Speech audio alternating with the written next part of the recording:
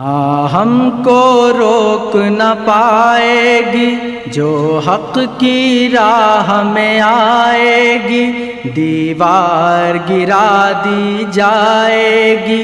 ہاں ہم کو روک نہ پائے گی جو حق کی راہ میں آئے گی۔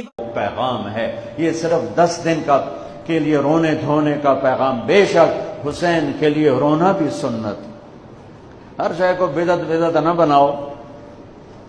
پانی دیں۔ ایک بات چلا دی گئی ہے کہ حضرت حسین کی شہادت پہ رونا یہ سنت رسول ہے، لیکن یہ کسی نے نہیں کہا حضرت عمر کی شہادت پہ رونا سنت رسول ہے، یا حضرت عثمان کی شہادت پہ رونا سنت رسول ہے، حضرت علی کی شہادت پہ رونا سنت رسول ہے، حسن کی شہادت پہ رونا یہ سنت رسول ہے۔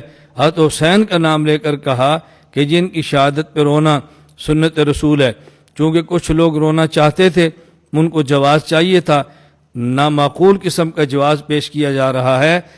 شہید کی شہادت پہ رونا، واویلا کرنا، اپنے گریبان کو چاک کرنا کسی حدیث سے ثابت نہیں، کسی آیت سے ثابت نہیں، اس لیے ذہن نشین فرما لیں اس موقع پر رونے کو سنت ہرگز نہ سمجھیں۔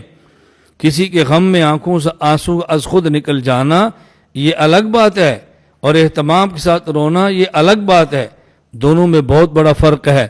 بعض لوگوں نے باب یزت عیناہو، حضرت یعقوب علیہ السلام کے بارے میں جو قرآن کریم نے فرمایا کہ حضرت یوسف کے غم میں وہ گھلتے رہے حتیٰ کہ آپ کی آنکھوں کا نور یعنی آپ کی بینائی گئی اور آنکھیں سفید ہو گئیں۔ بعضوں نے اس سے استدلال کیا کہ جی ماتم کر رہے ہیں، بالکل غلط بات ہے۔ اس آیت سے بلند آواز سے رونا ثابت نہیں ہوتا۔ حضرت رسول اللہ صلی اللہ علیہ وسلم کی زندگی کے کسی بھی واقعے سے، کسی بھی شہید کے لیے